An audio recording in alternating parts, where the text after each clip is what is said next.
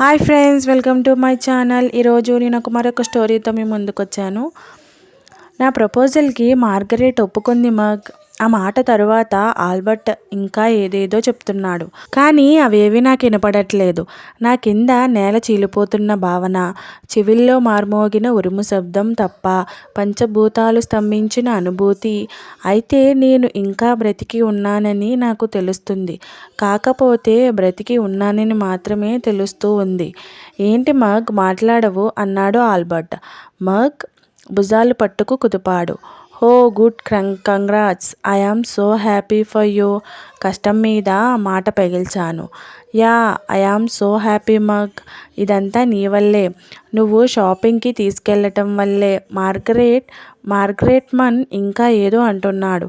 వినే ఓపిక లేదు నాకు. ఆల్బర్ట్, ఇక వెళ్దాం అన్నాను. అప్పుడేనా? ఇప్పుడేగా వచ్చింది. వెళ్దాం కాదు మగ్, ఇప్పుడేగా వచ్చింది. కాసేపు ఆగి ఇప్పుడు నువ్వు వస్తావా, నన్ను వెళ్ళిపోమంటావా? పిచ్చిగా అరిచాను. హతాశుడయ్యాడు ఆల్బర్ట్. అక్కడున్న వారందరూ వింతగా నా వైపు చూశారు. అయితే అదేమి పట్టించుకునే స్థితిలో నేను లేను. మనస్సులో ఉప్పొంగుతున్న సంద్రం కళ్ళల్లోకి వచ్చేలోపే వెళ్ళిపోవాలి. ఇంకొక క్షణం కూడా ఆలస్యం చేయకూడదు. ఏ క్షణమైనా కూలిపోయేలా ఉన్నాను. ఓకే మగ్, ఎందుకు అరుస్తావు? పద వెళ్దాం. ఇద్దరం కారులో గెస్ట్ హౌస్కి తిరిగి ప్రయాణమయ్యాం. అరగంట ప్రయాణం తరువాత గెస్ట్ హౌస్ చేరుకున్నాం. ప్రయాణం చేస్తున్నంతసేపు ఆల్బర్ట్ మార్గరెట్ గురించే ఏవేవో చెప్తూనే ఉన్నాడు. ఇదివరకు కూడా ఆల్బర్ట్ నాకు తన గర్ల్ ఫ్రెండ్స్ గురించి చెప్పేవాడు, కానీ అప్పుడు బాధ అనిపించేది కాదు. ఇప్పుడు మాత్రం బాధ అనిపిస్తుంది. బాధ కూడా కాదు, వేదన. గెస్ట్ హౌస్ రాగానే వేగంగా కార్ దిగాను. మగ్ ఆల్బర్ట్ పిలుస్తున్నా వినిపించుకోకుండా రూమ్కేసి పరిగెత్తానా. దూరం నుంచే రూమ్ బయట డోర్ దగ్గర నాన్న నించొని ఉండటం తెలుస్తుంది. పరుగు ఆపేశాను. నాన్న ఎందుకు అక్కడ ఉన్నారు అర్థం కాలేదు. వాచ్ చూస్తే టైం తెల్లవారుజాము 3 అవుతుంది. ఈ టైంలో ఎక్కడికి వెళ్ళావు అంటే ఏం చెప్పాలి? కళ్ళు తుడుచుకొని నెమ్మదిగా నాన్నని చేరుకున్నాను. నాన్న, నిద్ర పట్టక అలా బయటికి తలంచుకున్నాను. బయటకా అంటే అది బయట కాసేపు నడిస్తే నసిగాను. అలానేనా? వాటర్ ఫాల్స్ దాకా నడుచుకుంటూ వెళ్ళావు అన్నారు చటుక్కున. తలెత్తాను. తెలుసన్నట్టు తలూపారు నాన్న. అది నాన్న, ఆల్బర్ట్ ఏమన్నాడమ్మా? మీకు ఆల్బర్ట్ గురించి తెలుసా? నాకంతా తెలుసు. ఇక ఆగలేకపోయాను. ఇప్పుడు ఎవరో ఒకరి ఓదార్పు కావాలి నాకు. నాన్న గుండెల మీద వాలిపోయి బరస్ట్ అయిపోయాను.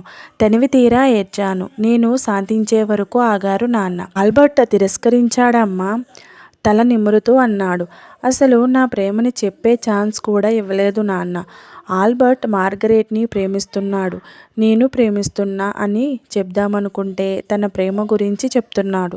ఏం నాన్న, నన్ను తప్ప అందరినీ ప్రేమిస్తాడు. నా ప్రేమని చెప్పే ఛాన్స్ కూడా ఇవ్వడా? నేను ప్రేమకి ఎంత పనికిరానిదాన్నా? దుర్మార్గుడు నాన్న ఆల్బర్ట్. హహహ చిన్న నవ్వు నవ్వి, ఒకటి అడుగుతాను చెప్పు అన్నారు. ఏంటన్నట్టు చూశాను. మన ఎదురింట్లో ఉండే మార్కెల్ కూడా మీ యూనివర్సిటీనే కదా? అయితే నువ్వు తనని ఎందుకు ప్రేమించలేదు? నాన్న ఉద్దేశం అర్థమైంది. ఆ ప్రశ్నకు నా దగ్గర సమాధానం లేదు. లాజికల్గా ఆ ప్రశ్న కరెక్టే అయినా భావోద్వేగపరంగా కాదు. కనీసం నా వరకు కాదు. నేను మాట్లాడలేదు. సమాధానం లేదు కదా? ఉండదు. ఎవరినైనా ఎందుకు ప్రేమిస్తామంటే ఎందుకు అని చెప్పగలం, కానీ ఎందుకు ప్రేమించలేదు అంటే కారణం చెప్పలేం. నేను చెప్పగలను నాన్న, మార్కల్ మీద నాకు ప్రేమ కలగలేదు, అదే కారణం. అలాగే ఆల్బర్ట్కి నీ మీద ప్రేమ కలగలేదు అనుకోవచ్చు కదమ్మా. కానీ నాకు ఆల్బర్ట్తో ఉన్నంత ఇంటిమసీ మార్కెల్తో లేదు నాన్న. ఆల్బర్ట్కి నీకన్నా మార్గరెట్తో ఎక్కువ ఇంటిమసీ ఉండి ఉండొచ్చు కదమ్మా. లేదు నాన్న, ఆల్బర్ట్కి అన్నీ నేనే. నాతో తన ప్రతి విషయాన్ని షేర్ చేసుకుంటాడు. అయ్యుండొచ్చు, కాదనను, కానీ దాని అర్థం వేరే వారితో షేర్ చేసుకోవడని కాదుగా. ఆల్బర్ట్ నాతో కాకుండా వేరే వారితో కూడా తన భావాలను షేర్ చేసుకుంటాడా? నాతో సమానంగా నాకంటే ఎక్కువ ప్రాధాన్యం కలిగిన వ్యక్తులు తన జీవితంలో ఉన్నారా? ఈ ఆలోచన నాకెప్పుడు రాలేదు. కానీ నిజమేగా, ఆల్బర్ట్ చాలా ఎనర్జెటిక్ అండ్ ఎక్స్ప్రెసివ్.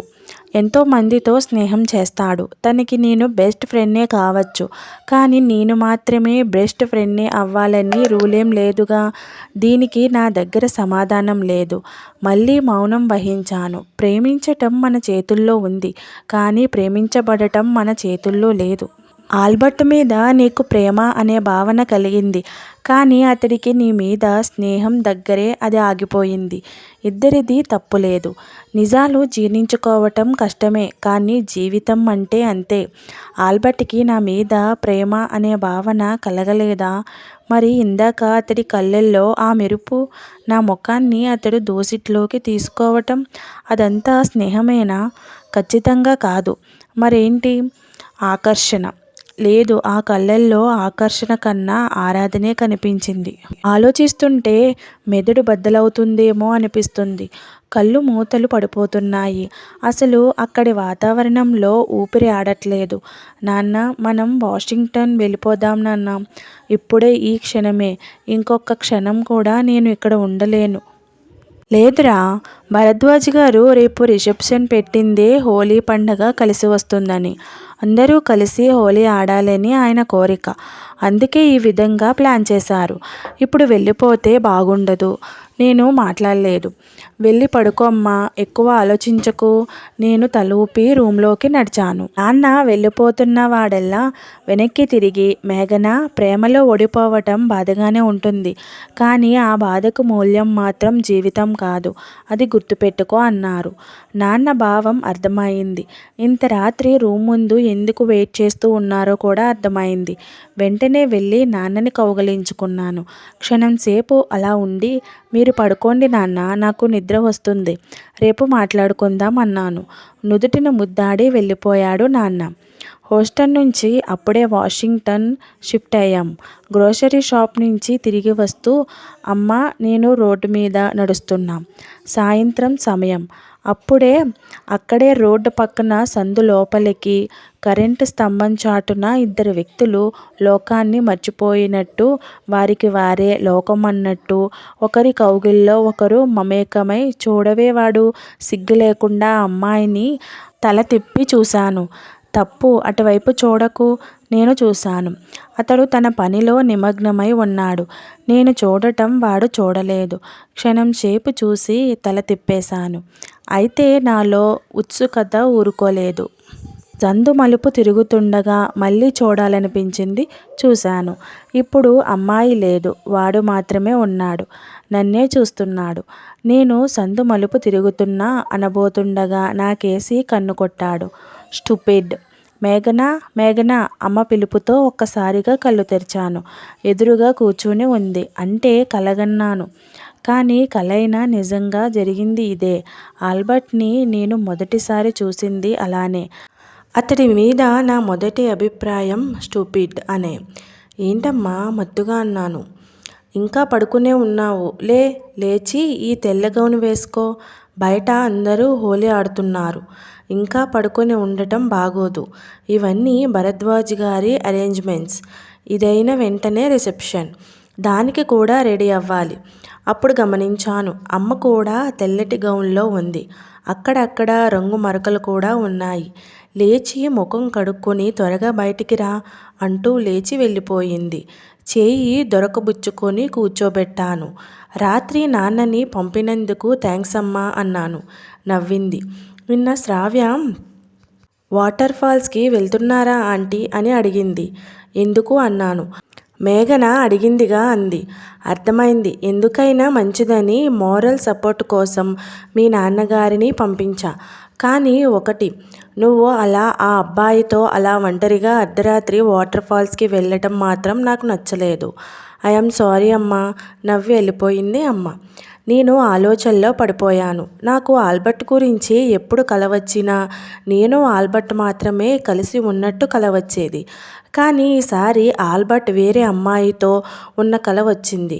అంటే అతడు నాకు పూర్తిగా దూరం అయిపోయినట్టు నా మనసు నాకు చెప్పాలని చూస్తుందా? మరి నిన్న అతడి కళ్ళల్లో నాపై కనిపించిన ఆరాధనా భావం ఏమో అంతా గందరగోళంగా ఆలోచిస్తూనే లేచాను. బాత్రూమ్ వైపు నడుస్తుంటే అప్పుడు వినిపించింది బయట్నుంచి నో అంటూ సమీపిస్తున్న ఆల్బర్ట్ కంఠం. వెంటనే వెనక్కి తిరిగాను. సడన్గా తలుపు దగ్గర ప్రత్యక్షమయ్యాడు ఆల్బర్ట్. ఎవరో తరుముతున్నట్టు దూసుకువస్తున్నాడు. వాట్ నేను అంటుండగానే సేమీ మగ్ అంటూ వచ్చి నన్ను గుద్దుకున్నాడు. ఫోర్స్కి వెనక్కి వెలికిల కింద పడిపోతూ నేను అదే ఫోర్స్ కారణంగా నా మీద పడబోతూ అతడు గాల్లో ఉన్నాము. మేము గాల్లో ఉన్నప్పుడే నాకు జరగబోయే పరిణామం అర్థమైపోయింది. కింద పడగానే అతడి పెదాలు నా పెదాలను సూటిగా తాకుతాయి. లేదు, అలా జరగకూడదు, జరగటానికి వీల్లేదు. క్షణంలో 10వ వంతు సమయంలోనే తలని పక్కకు తిప్పేశాను. నేను పడ్డాను. అతడు వచ్చి నా మీద పడ్డాడు.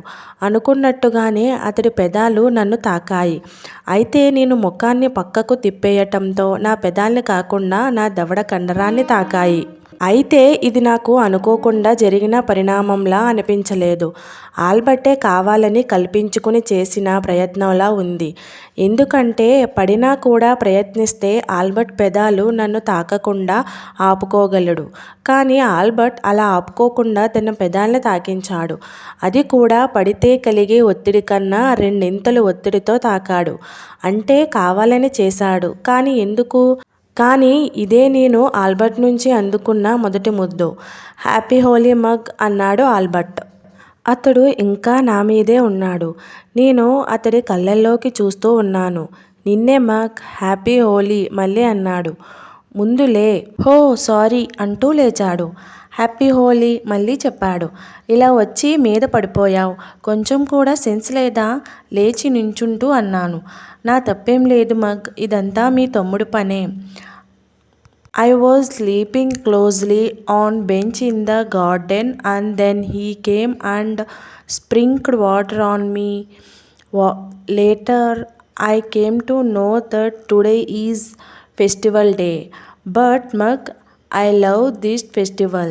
Very colourful. నన్ను గుద్దింది అసలు పట్టనట్టు చెప్పుకుపోయాడు ఆల్బర్ట్. నేను తననే చూస్తూ నించున్నాను.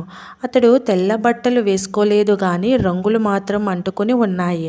అతడు ఇంకా ఏదో చెప్పబోయాడు. నేను అడ్డుకుని నువ్వు బయటికి వెళ్తే నేను 10 నిమిషాల్లో వస్తా అన్నాను. కానీ మగ్, నేను అతడి మాటలు వినకుండా అతడి వీపు మీద చేతులు వేసి బయటికి నెట్టుకుంటూ వెళ్ళాను. అతడు బిక్కమొహం వేసి ఏదో అనుకుంటూ వెళ్ళిపోయాడు. నేను చుట్టూ చూశాను. ఆర్యన్ జాడ అక్కడెక్కడా లేదు. ఫిక్స్, ఇదే ఆల్బర్ట్ కావాలనే చేసిన పనే. కానీ ఎందుకు? ఏమిటి అతడి ఉద్దేశం అర్థం కావట్లేదు. ఆలోచిస్తూనే బాత్రూమ్ వైపు నడిచాను. అప్పుడు వినిపించింది బీప్ అని శబ్దం. వాట్సాప్ శబ్దం. కిందకి చూస్తే నేల మీద ఆల్బర్ట్ సెల్ పడి ఉంది. ఇందాక జరిగిన అలజడిలో జేబీలోంచి పడిపోయినట్టుంది. తీసి మంచం మీద పెట్టబోతూ చూస్తే మార్గరెట్ నుంచి వాట్సాప్ మెసేజ్. నా కళ్ళు తీక్షణమయ్యాయి. చూద్దామా వద్దా? పరుల మెసేజ్ చూడటం తప్పు. అయితే మార్గరెట్ మెసేజ్ చూడటం తప్పు కాదు. అవును. వెంటనే మెసేజ్ ఓపెన్ చేశాను. బయలుదేరావా? పాపం విరహం తట్టుకోలేకపోతున్నట్టుంది. మరింత కిందికి స్క్రోల్ చేశాను. మేఘన చాలా బాధపడి ఉంటుంది. మార్గరెట్ నుంచి మెసేజ్. నా గురించా? దానికి ఆల్బర్ట్ రిప్లై. మొదటి నుంచి వాళ్ళ కాన్వర్సేషన్ చదవటానికి పూర్తిగా కిందికి స్క్రోల్ చేశాను. మొదటి మెసేజ్ ఆల్బర్ట్ పెట్టాడు. అది నిన్న రాత్రి 2:50కి పెట్టాడు. అంటే మేము వాటర్ ఫాల్స్ నుంచి వచ్చేసిన తర్వాత. WhatsApp conversation. తను నాకు ప్రపోజ్ చేయబోయింది ఆల్బర్ట్. చేసిందా? మార్గరెట్. లేదు, చేద్దామని నన్ను వాటర్ ఫాల్స్కి తీసుకెళ్ళింది. నువ్వేమన్నావు? తనకి చెప్పే ఛాన్స్ ఇవ్వలేదు. ప్రపోజ్ చేసేలోపే నిన్ను ప్రేమిస్తున్నా అని చెప్పాను. తను నిన్ను గాఢంగా ప్రేమిస్తుంది. నాకు తెలుసు. మేఘన చాలా బాధపడి ఉంటుంది. నువ్వు ఎలా ఉన్నావు? Feeling better. బయలుదేరుతున్నావా మరి? లేదు, ఇప్పుడు వచ్చే ఆల్బర్ట్. లేదు, రేపు బయలుదేరతాను. కాన్వర్సేషన్ అయిపోయింది. అంటే నేను ఆల్బర్ట్ని ప్రేమిస్తున్న విషయం ఆల్బర్ట్కి తెలుసన్నమాట. కానీ తెలియనట్టు నటించాడు. నేను తనకి ప్రపోజ్ చేయబోతున్నా అని గ్రహించి నన్ను చేయనివ్వలేదు. కానీ ఇప్పుడొచ్చి ముద్దు పెట్టాలని చూశాడు. అంటే నాతో ఆల్బర్ట్ డబుల్ గేమ్ ఆడుతున్నాడా? మార్గరెట్, ఆల్బర్ట్ ఇద్దరూ కలిసి ఆడుతున్నారా? కానీ ఎందుకు? నాలో కలవరం.